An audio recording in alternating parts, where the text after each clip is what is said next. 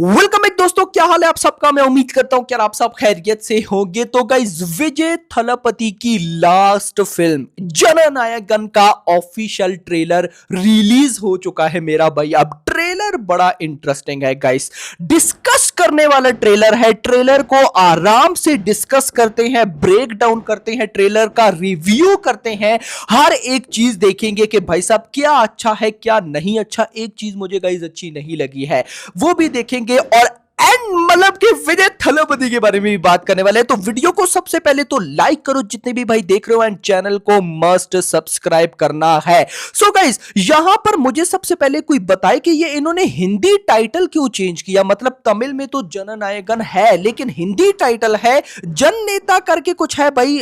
कुछ ऐसा ही टाइटल है। अगर मैं आपको यहां पर अभी अभी अभी देख लूं, जन नेता, यस इसका टाइटल है जन नेता। हिंदी के अंदर मैंने हिंदी ट्रेलर देखा। अब सबसे पहले जो चीज मुझे अच्छी नहीं लगी है, क्योंकि भाई पॉजिटिविटी इतनी है कि मैं इस नेगेटिव चीज को भूल जाऊंगा।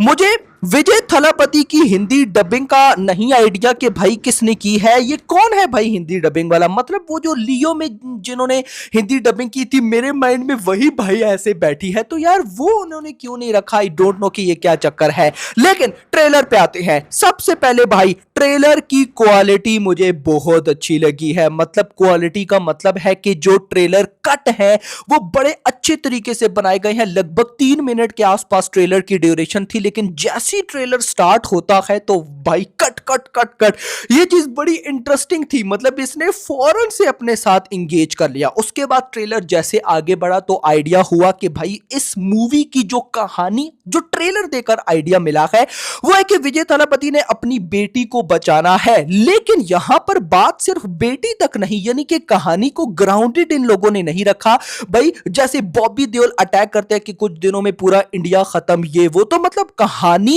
बेटी से भी बढ़कर कंट्री पे जाने वाली है, जिसमें आर्मी को भी इन्वॉल्व किया है, जिसमें पॉलिटिक्स को भी इन्वॉल्व किया है। ये चीज मुझे बड़ी इंटरेस्टिंग लगी। मतलब मूवी में देखना रहेगा इंपॉर्टेंट कि यार इन लोगों ने ये चीजें कैसे मैनेज करनी है, ये क्या करने वाले हैं। तो खैर दोस्तों, ट्रेलर जैसी स्टार्ट हुआ, कट ये वो मुझे पर्सनली बहुत अच्छे लगे। उसके बाद विजय थलपति एंड उनकी बेटी, भाई कुछ एक्शन सीक्वेंस, ये आइडिया मिला। एंड उसके बाद बॉबी देओल की एंट्री, स्पेशली वो शिप वाला गाइज, वो जो सारा सीन था यार, वो बड़ा इंटरेस्टिंग था। और इंटरेस्टिंगली अगर बताऊं तो वीएफएक्स भाई बिल्कुल अच्छे लग रहे थे, यानी कि मतलब मजा आया। हाँ, कोई ऐसा मैं नहीं बोल सकता कि नहीं ये इन्होंने क्या कर दिया, वीएफएक्स ऊपर ओवर जा रहे हैं, भाई नहीं, वीएफएक्स भी बिल्कुल गाइस परफेक्ट जा रहे थे। बॉबी देओल, अगर मैं सही बताऊं तो बॉबी देओल भाई अच्छे लग रहे हैं। जैसे गाइस अगर मैं आपको एग्जांपल दूं, तमिल फिल्म आई थी कंगुआ। अब गाइस उसमें बॉबी देओल को मैंने देखा, मैंने कहा यार ये क्या कर दिया है। लेकिन अब अगर यहां पर भाई विजय थलपति की फिल्म में बॉबी देओल को देखो तो लग रहा है कि भाई विलन को एक सही रोल दिया गया है, एक पावरफुल, एक बड़ा रोल दिया गया है, और बॉबी देओल उसमें कहीं ना कहीं सूट कर रही हैं, अच्छे लग रहे हैं। तो ये फर्दर मूवी में पता चलेगा कि क्या होने वाला है। एक और चीज गाइस जो मैं जरूर डिस्कस करूंगा, मुझे बताओ बीजीएम किसका है भाई साहब। बीजीएम मुझे कंफर्म, मैं अभी देखूंगा भाई साहब, अनिरुद्ध का बीजीएम है। यार मुझे बीजीएम अच्छा लगा, लेकिन यार वो एक वाइब नहीं दे पाया। देखो मैं आपसे यहां पे, अब आप लोगों में से कुछ बोलेंगे कि यार बीजीएम इतना तगड़ा है। नो भाई, मैं लियो लवर हूं, मैं बीस्ट मूवी भाई उसके ट्रेलर लवर हूं। जो लोग मेरी बात को समझ रहे हैं उनको आइडिया मिल गया होगा। वो बीस्ट का जब ट्रेलर आया था, उसके ट्रेलर का म्यूजिक क्या वायरल हुआ था, वो ट्रेलर क्या वायरल हुआ था।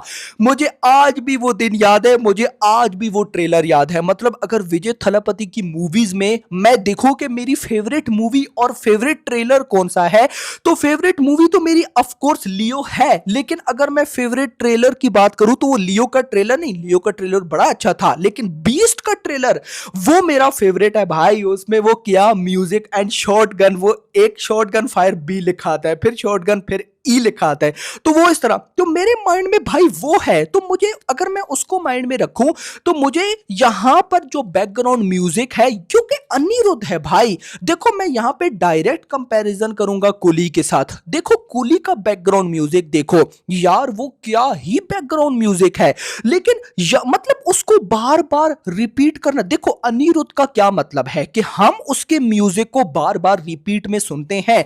अब भाई लियो का बैकग्राउंड म्यूजिक अभी भी रिपीट होता है। मैं अगर मतलब विजय थलापति से हटूं थोड़ा सा, भाई रोलेक्स का बीजीएम देख लो, क्या समझे, तो यहां पर मुझे बैकग्राउंड म्यूजिक ने उस तरह की वाइब नहीं दी। मैं होप करता हूं कि मूवी में ये तबाही कर जाएगा।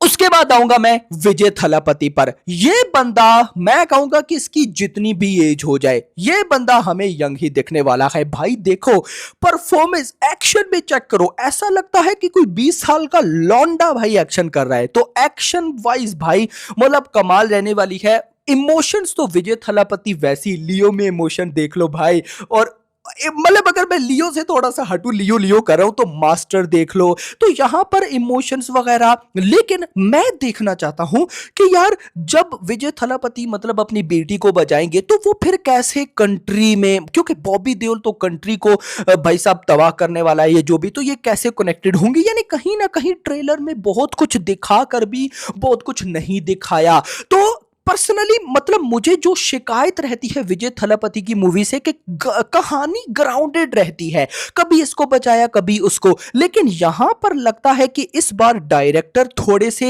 गए हैं बड़े लेवल पर, यानी कि सिर्फ बेटी को बचाना नहीं और भी बहुत कुछ है। और स्पेशली एक सीन आता है इस ट्रेलर के बिल्कुल लास्ट में, जहां पे विजय थलापति वो गाड़ी में होते हैं या ट्रेन में, मुझे कंफर्म नहीं, लेकिन आगे से वो रोबोट टाइप आ जाते हैं, तो मे बी रोबोट के साथ फाइट, और एक जगह पे बहुत सारे रेड कलर के ड्रोन्स भी होते हैं।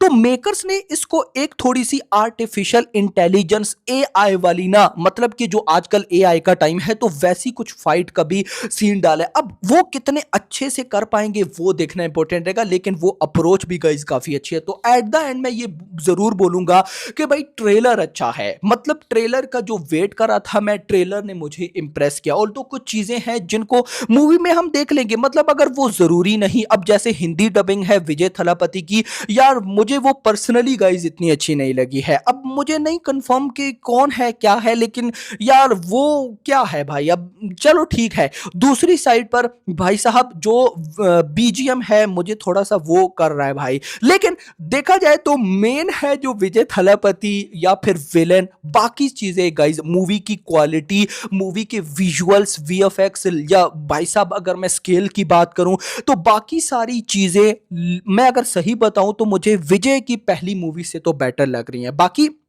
लेट्स ही देखते हैं कि क्या होता है। फाइट सीन वगैरह सारे इंटरेस्टिंग तो लग रहे हैं।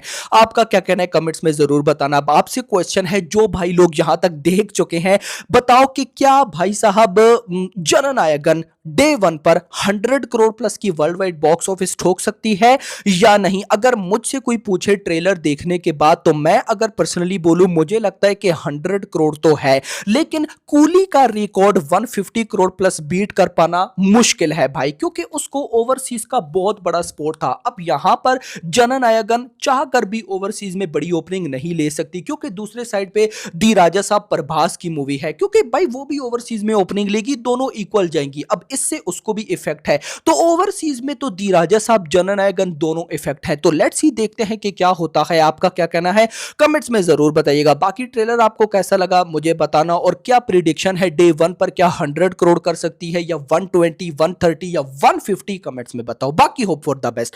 वीडियो पसंद आई हो तो वीडियो को जरूर लाइक करना है, चैनल को सब्सक्राइब करना है, और अगली आने वाली वीडियो तक अपना ख्याल रखना। Thanks for watching.